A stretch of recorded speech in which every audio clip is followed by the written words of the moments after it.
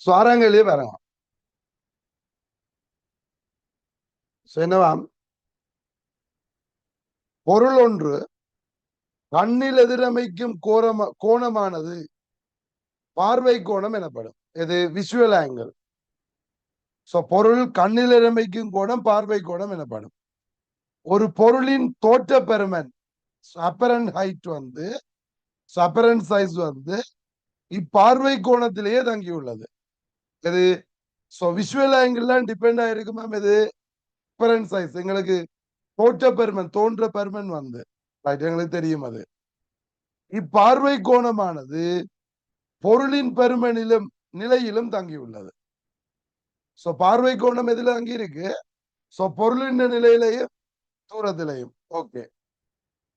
நுண்ணுயிர்களை கண்ணில் எதிரமைக்கும் பார்வை கோணம், நுண்ணுயிர்கள் கண்ணில் எதிரமைக்கும் பார்வை கோணம் மிகச் சிறியதாக இருப்பதால் வெற்று கண்ணினால் காண முடிவதில்லை. எனவே நுண்ணுயிர்களின் பார்வை கோணத்தை அதிகரித்து கண்ணிற்கு புலனாக நுணுக்கு காட்டிகள் பயன்படுத்தப்படுகின்றன.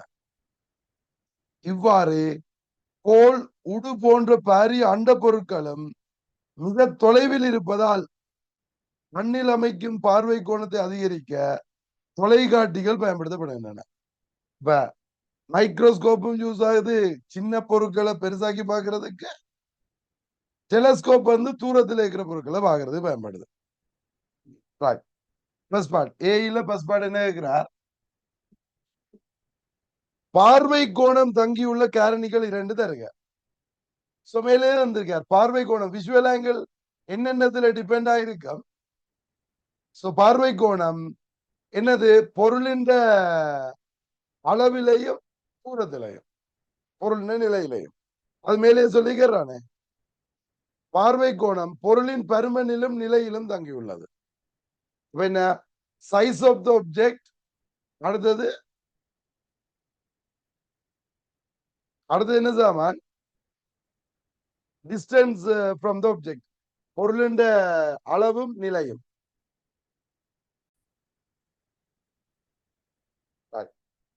ஓகே. பொருளின் அளவிலும் பொருளின் நிலையிலையும் தங்கி இருக்குது. அடுத்த செகண்ட் பார்ட். கண்ணிலிருந்து வெவ்வேறு தூரத்தில் உள்ள ஒரே உயரத்தையுடைய பொருட்கள் வெவ்வேறு உயரம் உடையது போல் தோன்றுகின்றது. இவ்வாறு பிம்பம் தோன்றுவதற்கான கதிர்படம் வரைந்து பார்வை கோணத்தை சுட்டி காட்டி விளக்குக. இப்ப என்ன? வெவ்வேறு தூரத்தில் உள்ள ஒரே உயரமான பொருட்கள் வெவ்வேறு உயரம் உடையது போல் தோன்றுதாமா. இப்ப என்ன? இது கண். கண்ணுல கொண்டு வந்து நீங்க என்ன செய்றீங்க? வேற வேற உயரமான பொருட்கள், ஒரே உயரமான பொருட்களை வேற வேற தூரத்துல வைக்க போறீங்க. இப்படி வச்சா இந்த இதுக்குரிய பார்வை கோணம் விஷுவல் ஆங்கிள் வந்து இது அல்பாவா. இதுக்குரிய பார்வை கோணம் இது அல்பா 2. இப்ப இந்த அல்பா 1 அல்பா 2 இல்ல இங்க சைஸ் வந்து என்ன? இந்த விழித்திரையில வர்ற சைஸ பாருங்க. ரெட்டினாவில வர்ற சைஸ் அப்படி சின்னன் பெருசு. தூரத்துல இருக்க சின்னனா தெரியுது, கிட்ட இருக்க பெருசா தெரியுது. இதை கீறிட்டு இதை விளங்க சொல்றார். என்னது? வேற வேற தூரத்துல இருக்குல்ல. அப்ப இப்ப என்ன சொல்லுவீங்க? தூரத்துல இருக்கிற பொருளுக்கு பார்வை கோணம் குறைவு. என்ன? டிஸ்டன்ஸ் கூட இருக்கேக்குள்ள பார்வை கோணம் குறையுது. அதனால எங்களுக்கு சின்னனா பிம்பம் தெரியும். ஓகே தானே? பார்வை கோணம் குறையக்குள்ள சின்னனா தெரியும். அப்ப alpha 2 greater less than alpha 1. ஆகவே சில தூரம் கூடும் போது பிம்பம் உருச்சிருத்த பிம்பமாக தோணும் இல்லையா? தூரம் கூடும் போது உருச்சிருத்த பிம்பம் தோன்றும் அல்லது தோற்றப்பருமன் சிறியதாக இருக்கும். விஷுவல் ஆங்கிள் வந்து குறையக்குள் தோற்றப்பருமன் குறைவா இருக்கும். சரி, அதை சொல்லுவீங்க. சோ வெவ்வேறு தூரத்துல இருக்கக்குள்ள வெவ்வேறு கோணங்களை எதிரமைக்கும் என்னது பார்வை கோணம் வித்தியாசப்படுவதால் தோற்ற பெருமன் வித்தியாசப்படும். பிறகு தோற்ற பெருமன் குறையும் போது சிறிய பிம்பத்தை உருவாக்குவதால் சிறியதாக தோன்றும். அந்த மீனிங்ல எப்படி எழுதினீங்க ஆனாலும் ஓகே. சரி, அடுத்தது பாட பாருங்க. எனது பாட்டு அதுல பஸ் பாடு என்ன இருக்கிறார்? எளிய நுணுக்கு காட்டி இயல்பான செப்பஞ்செய்கையில் உள்ள போது கோண உருப்பெருக்க வலுவினை வரையறுக்க. எளிய நுணுக்கு காட்டி ஒன்று இயல்பான செப்பஞ்செய்கையில் இருக்க கோண உருப்பெருக்க வலுவை வரையறுக்க. இப்ப உருப்பெருக்க வலு என்ன? உருப்பெருக்க வலு எம் சமன் இல்லையா? உருப்பெருக்க வலு மேக்னிஃபைங் பவர், உருப்பெருக்க வலு எம் சமன் என்னன்னு சொல்லுவீங்க? Alpha days over alpha. நீங்க அப்படி எழுதலாம். அல்பா டேஸ் ஓவர் அல்பான்னு போட்டுட்டு இங்கு அல்பா டேஸ் என்ன அல்பா என்ன எழுதி பண்ணலாம். அப்படி இல்லையா முதலையே நீங்க நேரடியா போட்டுக்கொள்ளலாம். எப்படி? இறுதி பிம்பம் கண்ணில் ரமைக்கும் கோணம்.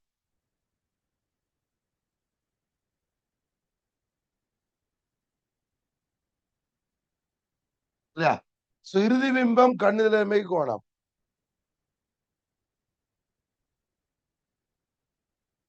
angle subtended by the image in the eye over. அடுத்தது பொருள் கண்ணில் ரமைக்கும் கோணம். பொருள் எங்க கேட்க டியில் உள்ள போது, தெளிவு பார்வையின் இழிவு தூரத்தில் உள்ள போது கண்ணில் எதிரமைக்கும் கோணம். ஓகேயா?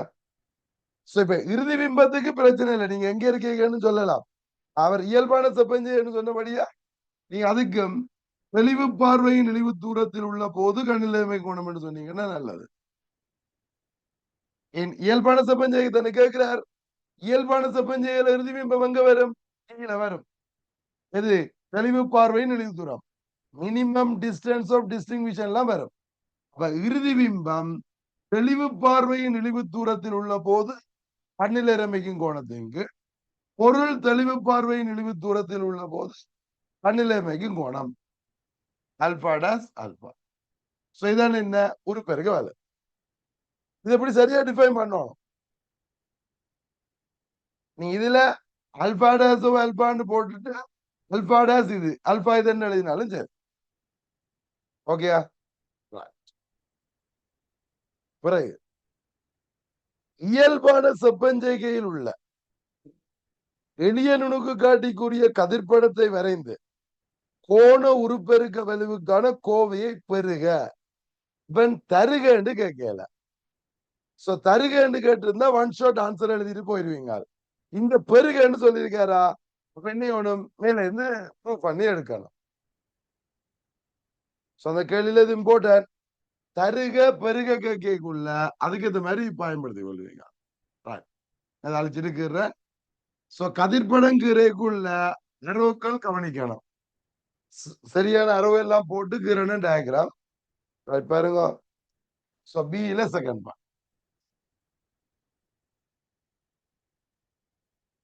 இப்ப இது எளிய நுணுக்கு காட்டி, எளிய நுணுக்கு காட்டி என்னபடியா ஒரு வில்லை மட்டும்தான். இந்த வில்லைக்கு முன்னால இது எஃப். வில்லைக்கு முன்னால நீங்க பொருளை வச்சீங்களா இந்த ஒளியியல் மையத்துக்குள்ள போற கதிர் என்ன செய்யும்? அப்படியே போயிடும். பிறகு சமாந்தரமா போறது இது என்ன குவியத்துக்குள்ளால போகும். குவியம் இங்க இருந்துச்சுன்னா இந்த குவியத்துக்குள்ளால போகும். இப்ப இது ரெண்டையும் எக்ஸ்டெண்ட் பண்ணுவீங்க. இங்க ரேக மீட் பண்ணுது. இந்த இடத்துல இறுதி பிம்பம் வருது. மாய பிம்பம் விர்ச்சுவல் இமேஜ். இந்த தூரம் வந்து மினிமம் டிஸ்டன்ஸ் ஆஃப் டிஸ்டிங்விஷன், தெளிவு பார்வையின் இழிவு தூரம். சோ இதான் என்ன கதிர்பாடம். சோ இங்க கண்ணையும் கீறி காட்டுறேன்னா கண்ணை கீரைக்குள்ள இங்க கீறணும். இதுக்குள்ள கதிருக்குள்ள கீறிக்கணும் கண்ணை. ஓகே, இனி கதிர்படம் கிடையாது. இனி என்ன வேணும்? உருப்பெருக்க வலு எழுதணும். சோ உருப்பெருக்க வலுவுக்கு ஆல்ரெடி ஈக்குவேஷன் மேல எழுதிட்டோம் செகண்ட் பார்ட்ல. ஃபர்ஸ்ட் பார்ட்ல திருப்பி தேவையில்லையே. இப்ப அல்பா டேஸ் அல்பா. இப்ப இந்த அல்பா டேஸ் என்ன இறுதி பிம்பம். இதான் இறுதி பிம்பம். சோ கண்ணுல மைக்ரோ கோணம் எங்க இருக்கு? கெட்டி தூரத்துல. இத கண்ணண்டு யோசிச்சீங்கண்டா கண்ணுல இருந்து டி தூரத்துல அது இருக்குது. அப்ப இந்த கோணம் தான் என்ன? Alpha days. இந்த பொருளை கொண்டு போய் எங்க வைக்கணும் நீங்கள்? பொருளை கொண்டு வெறுங்கண்ணுல வச்சு பார்க்கணும். இப்ப நீங்க பொருளை கொண்டு வெறுங்கண்ணுல வைக்கிறீங்க எவ்வளவு தூரத்துல? டி தூரத்துல. இது கண்ணுல வைக்கிறோம் அல்பா. இப்ப இப்படி எல்லாம் இருக்குது. இப்ப நீங்க இப்ப என்ன சொல்லுவீங்க? அல்பா கம் அல்பாட சிறிய கோணங்கள், ஸ்மால் ஆங்கிள்ஸ் இல்லையா? சிறிய கோணங்கள். சிறிய கோணம் என்றபடி எம் இஸ் ஈக்குவல் டு என்ன வரும்? tan alpha dash over tan alpha. tan alpha dashக்கு என்ன போடுவோம்? hi over d.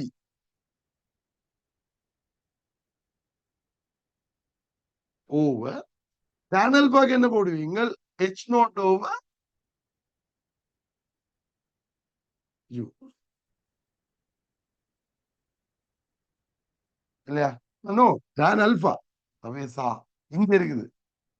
இது அல்பா டேஷ் தான் இங்க இருக்குது. h naught over d. இப்ப டியும் போயிடும். அப்ப என்ன வர போகுது? hi over h naught. hi over h naught என்றது என்ன? ஒரு பெருக்கம், ஏக பரிமாண ஒரு பெருக்கம், லீனியர் மேக்னிபிகேஷன். சிம்பிள். இனி நாங்க இதை கண்டுபிடிச்சு கொடுக்கணும். அதுக்கு என்ன செய்வோம்? வில்லை சூத்திரத்தை போடும். இதை கீழே எழுத வேண்டியது. வில்லை சூத்திரப்படி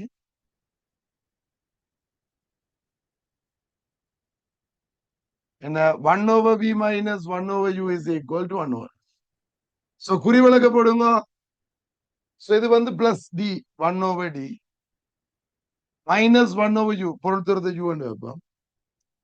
குவிய நிலம் என்ன? சமாந்தரமா போறது இங்கால மைனஸ் 1 over. இப்ப டி ஆல பெருக்கி விட்டீங்கன்னா 1 minus d over u is equal to minus d over f. இது ஒரு பெருக்கம். என் பிம்ப தூரத்துக்கு போற தூரம். 1 minus f is equal to minus d over f. m என்ன? இது இங்கால ஒன்று வாங்கோ 1 plus d over f. ஆகவே ஒரு பெருக்க வேலை கேபிட்டல் m என்ன? 1 plus d over f. இதான என்ன? ஒரு பெருக்க வேலை. அவன் இப்படி ப்ரூவ் பண்ணி கொடுக்கணும். நேர 1 plus d over f எழுதினீங்க என்ன மார்க்ஸ் கிடைக்காது.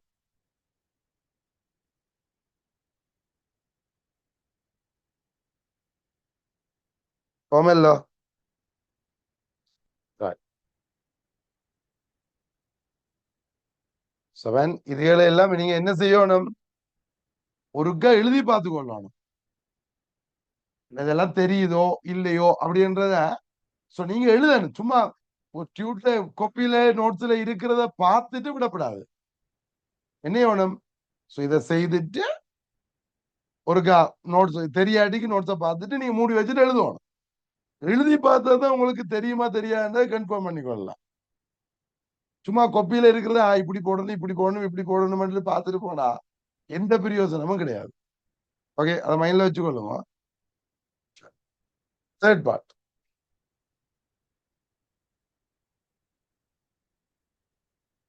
என்னவா? எளிய நுணுக்கு காட்டி 5 சென்டிமீட்டர் குவிய தூரமுடைய குவிவு வில்லையை கொண்டுள்ளது. தெளிவு பார்வையின் இழிவு தூரம் 25 சென்டிமீட்டர் என இயல்பான செப்பஞ்செய்கையில் கோண பெரிதாக்க வலி யாகும். இப்ப இயல்பான செப்பஞ்செய்கை தானே? இந்த இடத்துல கோண பெரிதாக்க வலி எம் சமன். இப்ப குவிய நிலம் 5 வந்துட்டார், டி 25 வந்துட்டார். அப்ப 1 plus 25 5 2 சென்டிமீட்டர்ல இருக்கிற பிரச்சனை இல்லை. 5 5 3 6 ஒரு பேருக்கு வர 6. சோ இது என்ன பி பாயிண்ட்.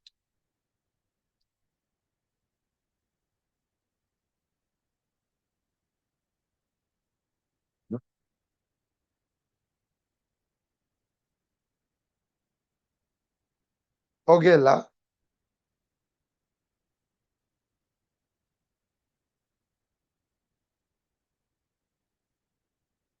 ஓகே, சி பாட பாருங்க.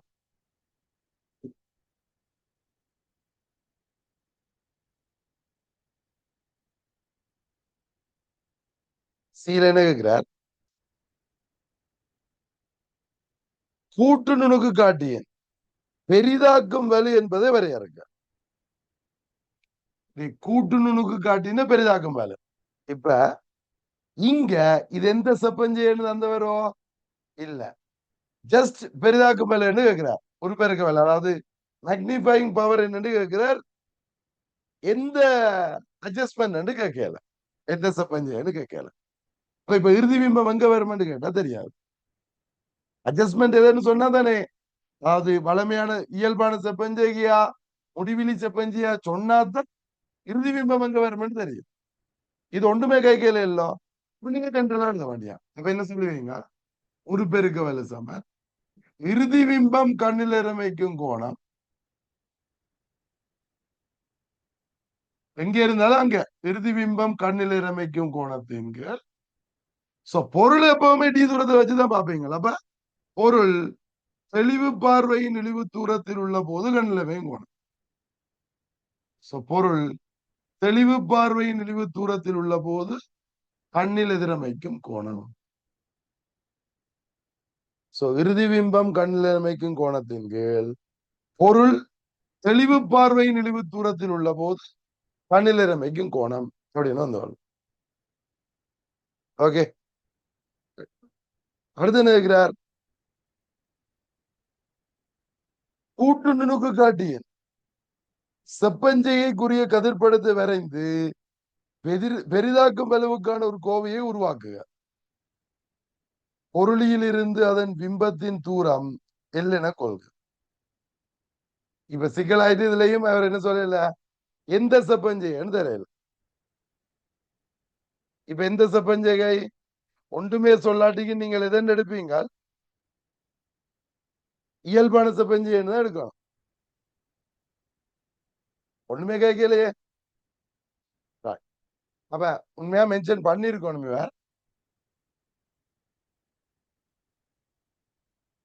அவர் மென்ஷன் பண்ணாட்டிக்கு நீங்கள் இப்ப ஃபைனல் பேப்பர்ல வருதுன்னு வைங்க, இப்ப என்ன டிசிஷன் எடுக்கிறது? இயல்பான செப்பஞ்செய்யன், மற்ற செப்பஞ்செய்யை நான் கூட்டு நுணுக்கடில பார்க்கவே மாட்டோம். சோ முடிவிலி செப்பஞ்செய்யன்றது கூட்டு நுணுக்காட்டில நாங்க என்ன செய்ய மாட்டோம், செய்ய போறதே இல்லை. இயல்பான செப்பஞ்செய்யை தான் எடுக்கலாம்.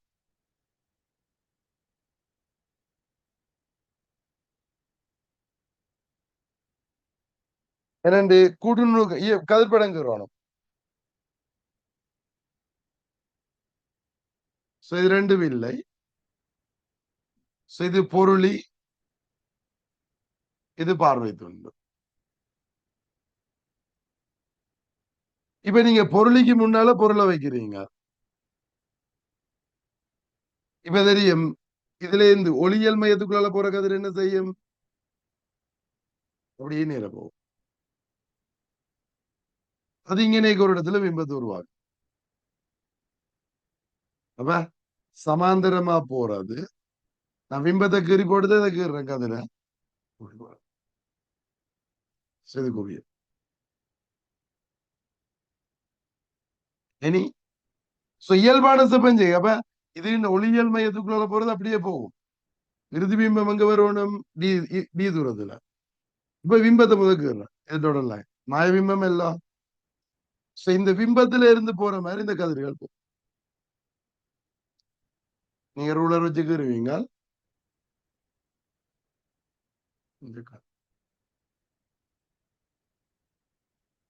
அம்புக்குறியல் முக்கியம். இதுதான் கதிர்பாடம். இந்த பொருளுக்கு கொஞ்சம் அங்கே இந்த வில்லைய கிட்ட கீர்னீங்கன்னா தான் இந்த கதிர் நிமிரும்.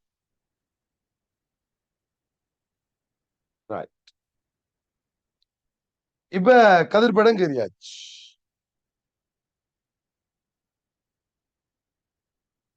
ஓகே. அதுல பொருளியில் இருந்து அதன் தூரம், அதன் பிம்பத்தின் தூரம் எல் எனக்கு வருது. இதுல இருந்து கூறிய தூரம் எல்.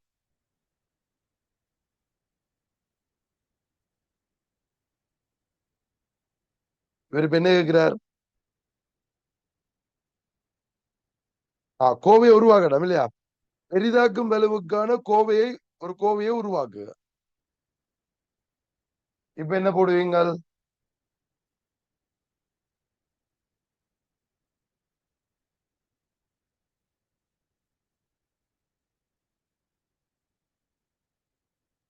பெரிதாக்கும் வேலு செகண்ட் பார்ட்டுக்குரிய ஆன்சர் தான். m is equal to alpha dash alpha. alpha dash come alpha சிறிய கோணங்கள். ஏன் நான் சிறிய கோணங்கள்னு சொல்றேன்? இதெல்லாம் கண்ணுக்கு தெரியாத கோணங்கள் இல்லையா? பொருள் எல்லாம் கண்ணுக்கு தெரியாத பொருள். அப்ப அதால வர்ற கோணம் எல்லாம் சரியான சின்ன கோணம். இப்ப சிறிய கோணங்கள் என்னபடியா எம் சமன் என்று எழுதலாம். tan alpha dash tan alpha. சரி, இப்ப படத்துல ஒரு இங்க tan alpha dash இறுதி பிம்பம் இது எங்க இருக்கு? இந்த வில்லையில இருந்து டி தூரத்துல இருக்குது. இறுதி பிம்பம் டி தூரத்துல இருக்குது. இப்ப இத கண்ணா யோசிச்சீங்கன்னா, கண்ணுல இருந்து பிம்பம் டி தூரத்துல இருக்கேக்க இது கண்ணுல அமைக்கிற கோணம் அல்பா டேஸ்.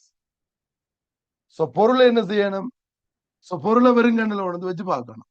எங்க டி தூரத்துல. இது அல்பா. இப்ப சேனல் படாசுக்கு என்ன போடுவீங்க? HI over D over சேனல் பாக்கு H நோட் over D. அப்ப இது என்ன வந்துடும்? HI over H nought. இது என்ன சமன்? HI over H நோட் என்ன சமன்?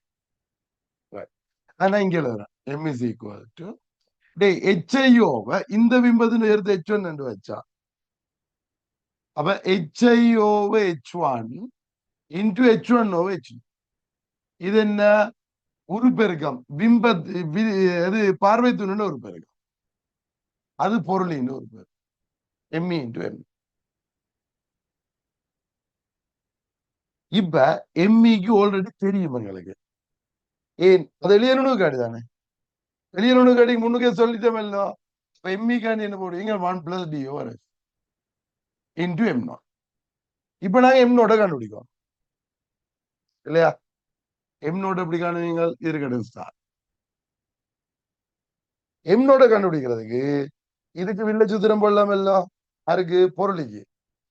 பொருளிக்கு வில்ல சூத்திரம் போட்டா, பொருளிக்கு 1OV minus 1OU is equal to 1 over f போடுறேன்.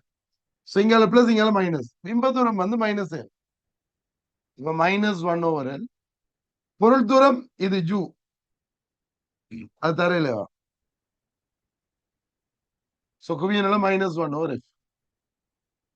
எல்லாத்தையும் எல்லால பெருக்குவோம். எல்லால பெருக்கினா மைனஸ் எல்லால பெருக்குவோம். 1 சக எல் ஓவர் ஜூ சமன் எல் ஓவர் எஃப். அப்ப இது ஒரு பெருக்கம் எம் நாட் சமன் L over F nought minus 1.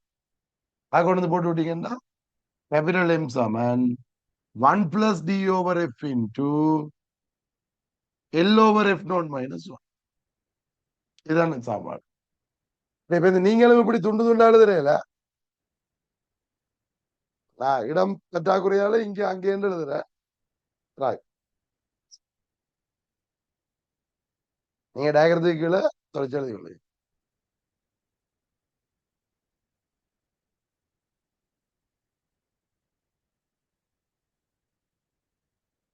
Okay இல்ல?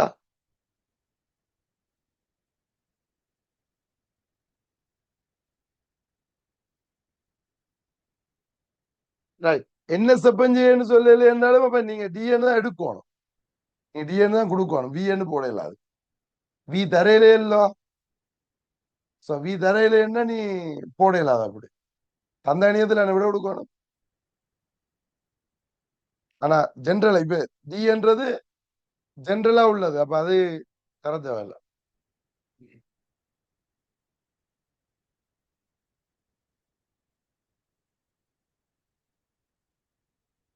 ஓகே, அடுத்து என்ன இருக்கிறார்? எல் சமன் 20.2 சென்டிமீட்டர் எனில் நுணுக்கு காட்டியின் இயல்பான செப்பஞ்சைக்குரிய பெரிதாக்கத்தை காண்க. பொருளினதும் பார்வை துண்டினதும் குவிய தூரங்கள் முறையே எஃப்இஎம் எஃப் நோட்டும் இப்படி தந்திருக்கார். பொருளி 2 மில்லிமீட்டர், பார்வை துண்டு 2.5 சென்டிமீட்டர். அதுல ஒண்ணு பிரதி டூரானே. நான் இப்ப படத்தை அழிக்கட்டும். மேல அழிப்போமா?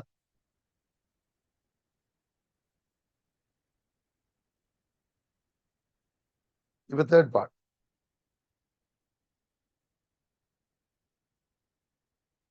ஒரு பெருக்க வேலை சமன். சோ 1 பிளஸ் பி வந்து 25. இது எஃப்இ. எஃப் பண்றது இங்க எஃப்இ எல்லாம் 2.5 into 1 L over E. L note. L வந்து எவ்வளவு? 20.2. கீழ் எஃப் நோட் வந்து எவ்வளவு? 2 மில்லிமீட்டர். ஆமா, 0.2 மைனஸ் 1.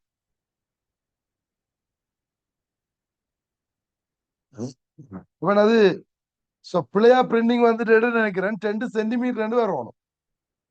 இவ்வளவுக்கு சின்னனா வில்ல இருக்காது. இது 2.5 சென்டிமீட்டரும் இது 2 சென்டிமீட்டரும் இருக்கணும்னு நினைக்கிறேன். ஏன் இல்லாட்டிக்கு இந்த ஒரு பேருக்கு வேலை பாருங்க, எக்கச்சக்கமா பெருசாயிரும். 100 சம்திங் வந்துடும் இல்லையா? இது 101 வந்தா அது 100 பெருக்கினா எக்கச்சக்கமா வந்துடும்.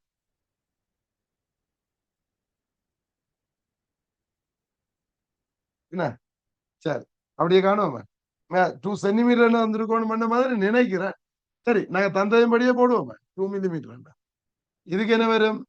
1 பிளஸ் இது 10. அப்ப இது 11. இங்க என்ன வரப்போகுது? 202 202 அப்ப 101 100. அப்ப 11 தர 100 1100.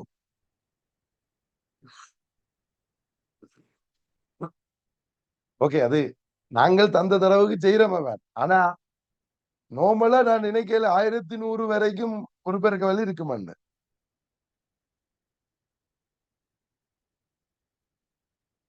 ஓகே, சோ மைக்ரோஸ்கோப்ல அவ்வளவுக்கு நான் தெரியல. அது இலத்திரனியல் நோக்காட்டில தான் மிகப்பெரிய ஒரு பெருக்க வேலை. முதல்ல தெரியல, இருக்கலாமோ தெரியல. நான் நார்மலா கேள்வி செய்யறது எல்லாத்துலயும் நாங்கள் எப்படி செய்திருப்போம்? நான் கேள்வி செய்ததுகளை வச்சுக்கொண்டு நான் சொல்றேன். 2.5 3 சென்டிமீட்டர் 4 சென்டிமீட்டர் அந்த மாதிரி தானே கேள்வி செய்திருப்போம். இது மில்லிமீட்டர்லயும் அது சென்டிமீட்டர்லயும் இருக்குது. ஓகே, நான் அதே பெருமதியை போட்டோம்னா 1100 பேர்.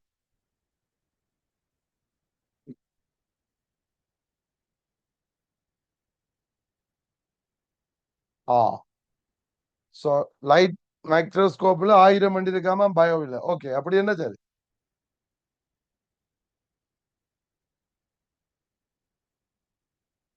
ஓகே, அடுத்தது 4வது பேரை பாருங்க.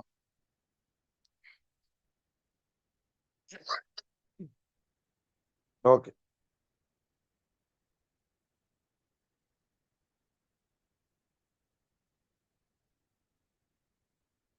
இப்ப என்ன கேட்கிறார்? நோக்குனர் ஒருவர் பார்வை துண்டினூடாக பார்க்கும் போது மேல் குறித்த செப்பஞ்சைக்குரிய பிம்பம் தெளிவாக தோன்றவில்லை என கூறுகின்றார். அவரிடம் உள்ள குறைபாட்டு வகையாது. இப்ப என்ன? இப்ப இவருக்கு இந்த செப்பஞ்சைகையில தெரியல. அண்டா கிட்ட இருக்கிற பொருள் தெரியல. கிட்ட இருக்கிற பொருள் தெரியல. என்ன பெற்ற குறைபாடு? என்ன? நீள் பார்வை குறைபாடு இல்லையா? சொல்லிட்டா சொல்லல. அது மற்றதுகள் தெரியும் என்ற மாதிரி எடுக்கிறோம். நாங்க இது மட்டும்தான் தெரியல என்ன எடுக்கிறோம். சோ கிட்ட உள்ளது தெரியல, அப்ப என்ன குறைபாடு? எது ஒழுங்கா தெரியுமோ அதன் பேர் தான் வச்சுக்கோ. கிட்ட தெரியாண்டா தூரம் தெரியுமென்னு கருத்து, நீள் பார்வை குறைபாடு. இப்ப இந்த புயல் பிள்ளைக்கு கிட்டவும் தெரியாது தூரவும் தெரியாதுன்றா வேற பிரச்சனை இல்லையா? ரைட், ரெண்டு பேருக்கும் எங்களுக்கு இப்ப இந்த கன்செப்டின் படி மீள் பார்வை குறைபாடுடையதா இருக்கும். அடுத்தது 5வது பார்.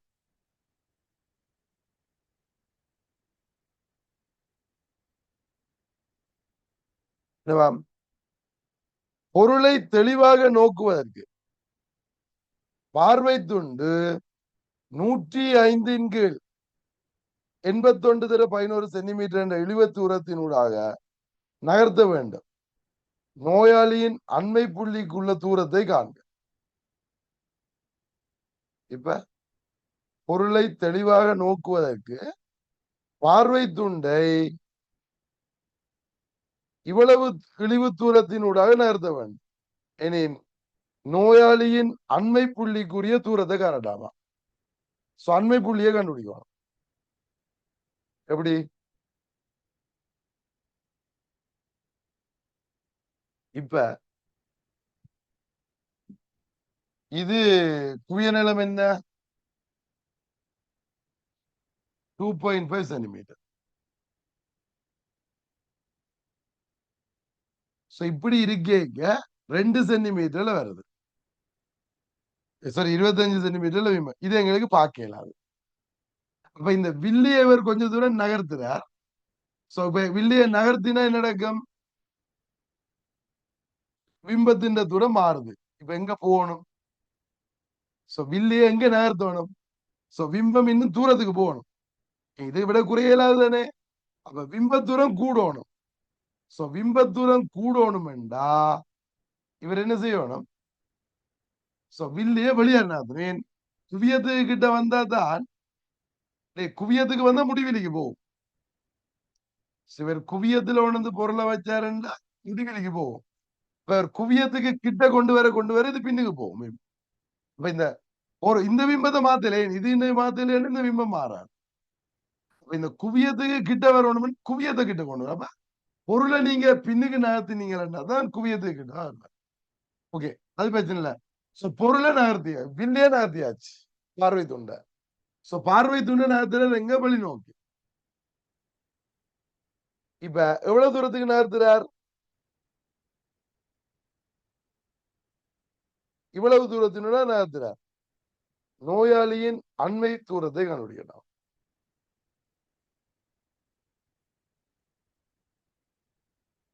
இப்ப என்ன வரும்?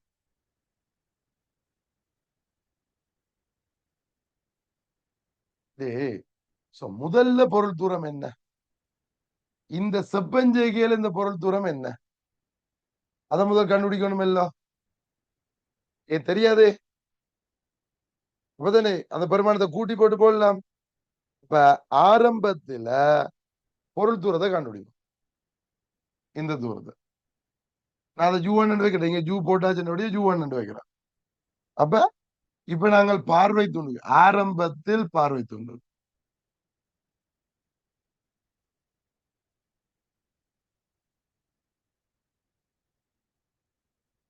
ஆரம்பத்துல பார்வை துண்டுக்கு நான் சாம்பாடு போடுறேன்டா 1/v minus 1/u is equal to 1/f. Sinhala plus அங்கால மைனஸ். பிம்ப தூரம் 25. ஒரு தூரம் காணும்.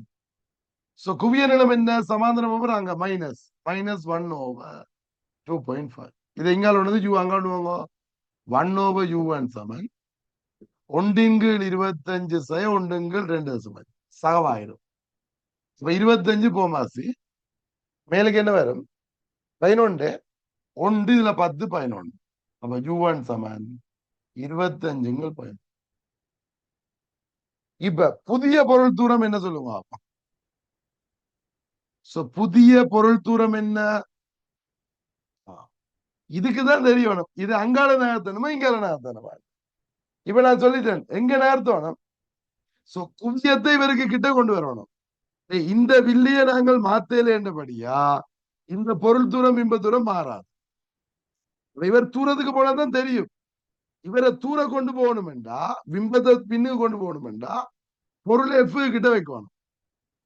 இந்த பொருளை மாத்தலாம் இல்லோ, இந்த பிம்பம் உருவாகிற இடத்த மாத்தலாம். அப்ப வில்லிய அங்கால கொண்டு போனாதான் குவியம் அங்கால வரும்.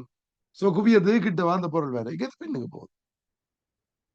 சரி, இப்ப இந்த வில்லைய தூரத்துக்கு கொண்டு அப்ப புதிய குவிய தூரம் 25 சக 175 தர பயன்.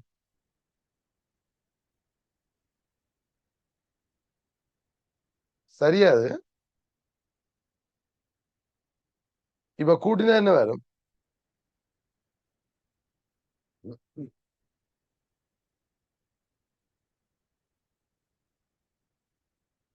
25 வழியால் எடுக்கலாம். 1 சக அதனால என்ன வரப்போகுது? இதுல இருந்து 25 எடுத்தா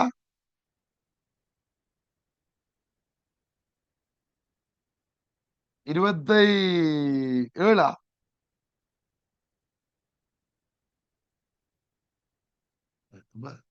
25 தர 81 மேலும் 88.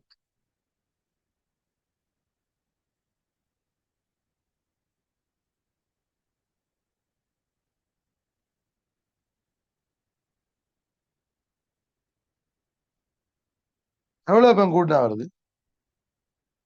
சரிங்களா?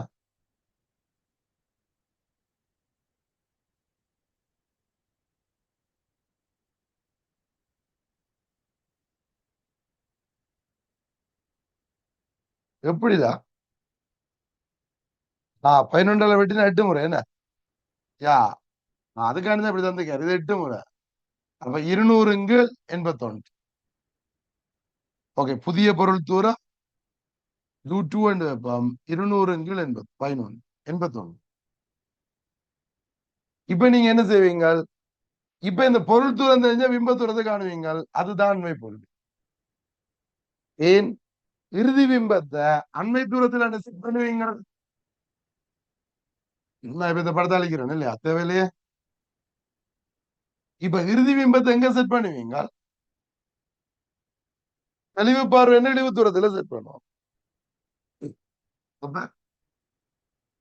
1/v minus 1/u is equal to 1/f. பிம்ப தூரம் காணும். பொருள் தூரம் என்ன அந்த இருக்கு? 81 200 தலைகள் தானே. இது -1/2. இதாங்க கொண்டு வாங்க. 81 200 சாய 1 2 என்ன வரும்? 200 கோமாசியா மேலுக்கு 81 சாய. இது எத்தனை பேர் இருக்கணும்? 80. அப்ப 1 200. அப்ப வி சமன் 200 சென்டிமீட்டர். அப்ப அவற்ற அண்மை தூரம் என்ன? 200 சென்டிமீட்டர். இது விளங்குதா உங்களுக்கு? சோ நியரஸ்ட் பாயிண்ட் தான் கேட்கிறார். சோ நியரஸ்ட் பாயிண்ட் வந்து 200.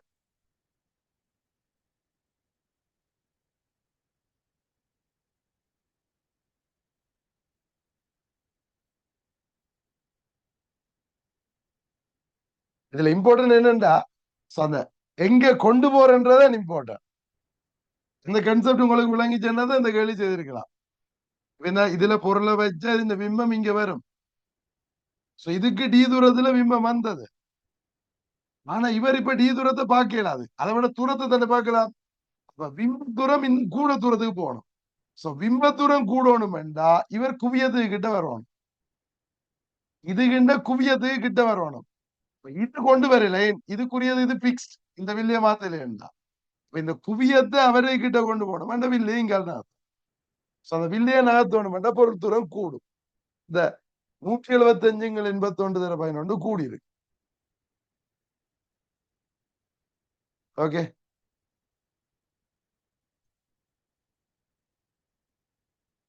ரைட். இப்ப என்ன கேட்கிறார்?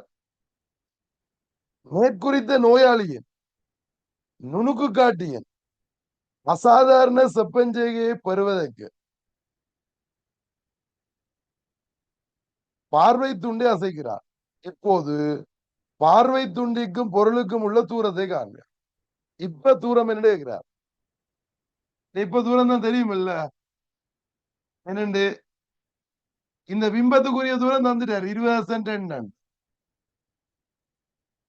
இந்த தூரம் இப்ப கண்டனீங்கள் அவ்வளவு புதிய பொருள் தூரம் 200 81 உதிரனையும் கூட்டி விடுவீங்க. கிடைப்பட்ட தூரம் பெறும். சோ வில்லைகளுக்கு கிடைப்பட்ட தூரம் நான் இங்க எழுதுறேன். எத்தனாவது பார்ட்? 6th part. சோ வில்லைகளுக்கு கிடைப்பட்ட தூரம் 20.2 சாக 200 81. எவ்வளவு பேர் சொல்றீங்கன்னா 200 81 எவ்வளவு?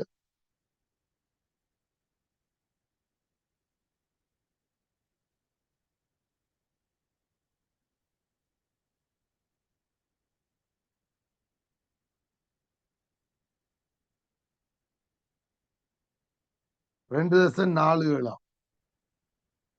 ரைட். அப்ப கூட்டினீங்கன்னா 22.67 சென்டிமீட்டர். சோ வில்லைகளுக்கு கிடைப்பட்ட தூரம் 22.67 சென்டிமீட்டர்.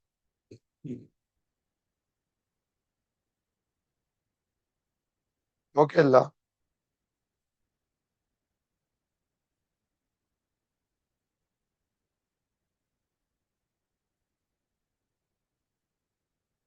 விளங்குதே இது?